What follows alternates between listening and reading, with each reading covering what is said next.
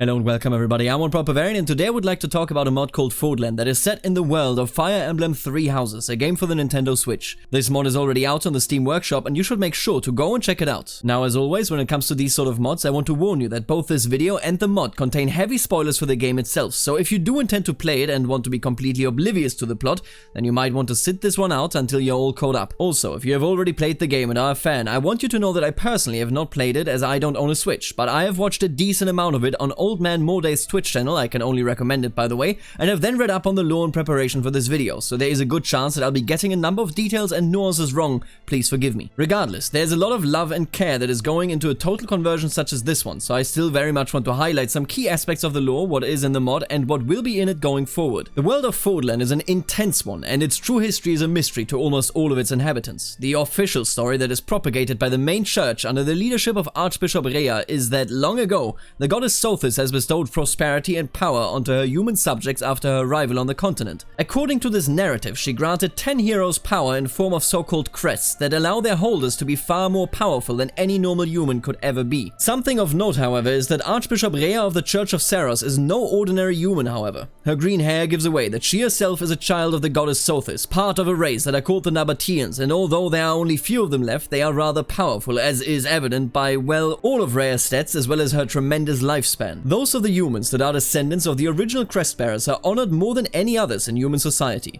This has catapulted them into positions of power more often than not, and it is Rhea herself that has become the leader of the powerful church focused on the goddess Sothis and the blessing of the crests. The church holds neutral territory between the three central realms of the continent, the Adrestian Empire, the Holy Kingdom of Faerghus, and the Leicester Alliance. The church has its central seat in the neutral territory surrounding the monastery of Garreg Mach. The church also trains the important crest-bearing nobility of all three realms there so that they may become responsible leaders of their nations. However, things are not nearly as peaceful or simple as this entire explanation makes it out to be. After all, the truth is a far more gruesome tale than this. In reality, the goddess Sothis did indeed bring prosperity to the lands of Fodlan after her arrival. She created the Nabateans and built a rich civilization. However, the power of the crests was not distributed willingly. The humans that lived in these lands before and after Sothis' arrival grew powerful as well, and at some point began waging war against the Nabateans and Sothis. They actually had extraordinarily powerful tools such as electricity and nuclear bombs thanks to their coexistence and cooperations with the Nabateans before that. These powerful tools were then turned against those that brought them in an attempt to overthrow them.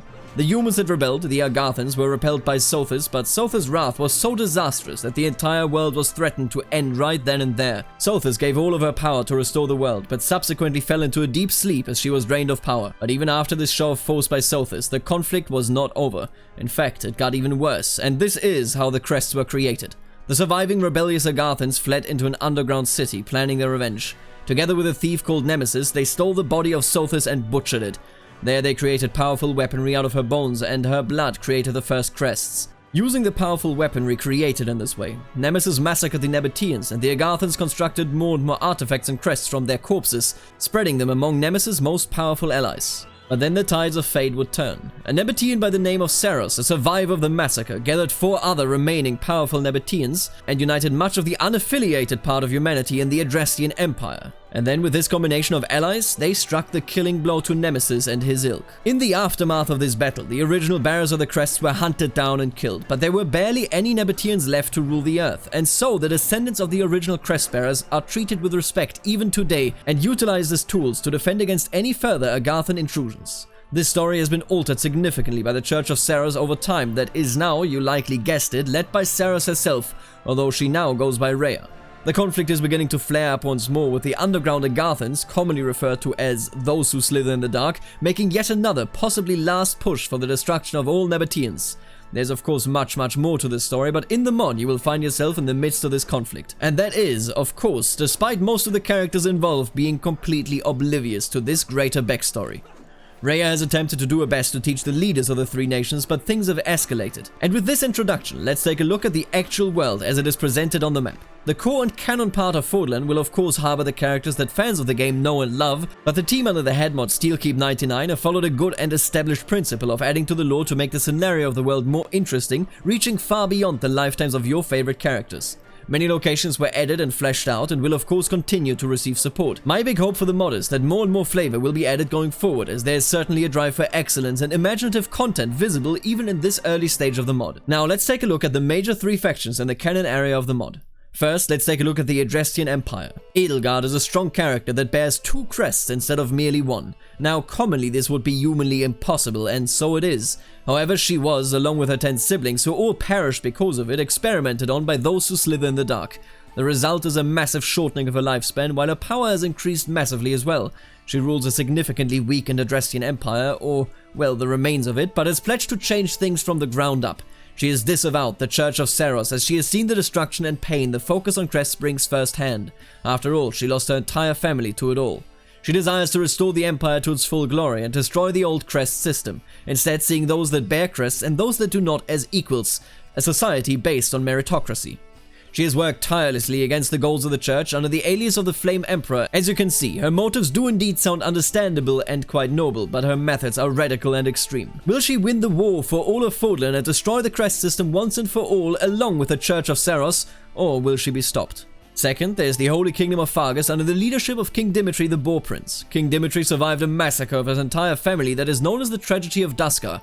Duscar is a region in the north of the continent, and while the population of Faerghus blames the local population for this tragic event, Dimitri never, rightfully so, but let's not get into that too much, believed it to be an attack by the locals. Dimitri himself is traumatized by this event and has ever since sworn to take vengeance on all those that bring injustice and, in particular, on those that are responsible for the deaths of his family. While the true story of Duscar is deeper than this, and you guessed it, it is related to those who slither in the dark, he suspects an involvement of Edelgard, now leader of the Adrestian Empire, and logically despises her.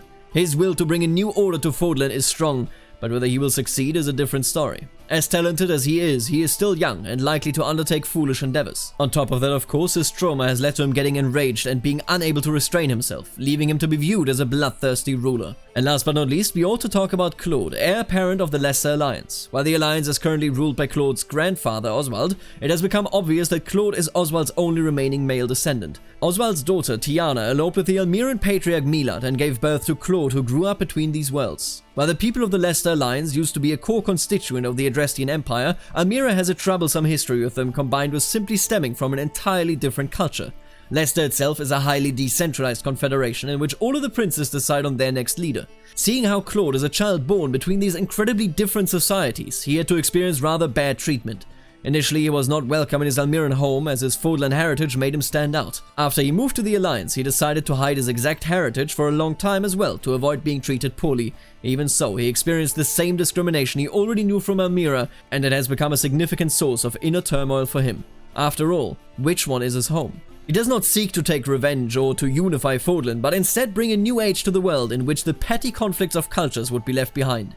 A new age for all, but especially for Almira and the Leicester Alliance, seeing as the two of them have been long-standing enemies. While there are many other interesting characters in this mod, I hope that I was able to introduce you to the 3 main canon characters and give you, at the very least, a small glimpse into what drives them and their peoples. As I mentioned before, a game such as Fire Emblem 3 Houses does not offer enough lore for a thorough game like Crusader Kings 3, so I can only laud the modders for implementing more cultures outside of the established regions.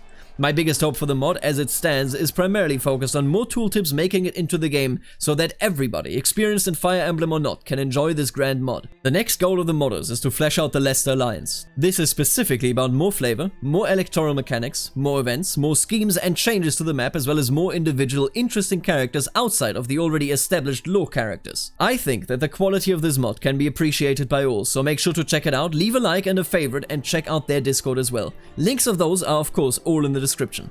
With that being said, thank you for tuning in today as well, and I would like to thank the members of the channel that are making videos such as this one possible, namely the Barons, the Counts and the Dukes. All of you are absolutely gorgeous, and thank you for all of your support. But for now, later, alligator.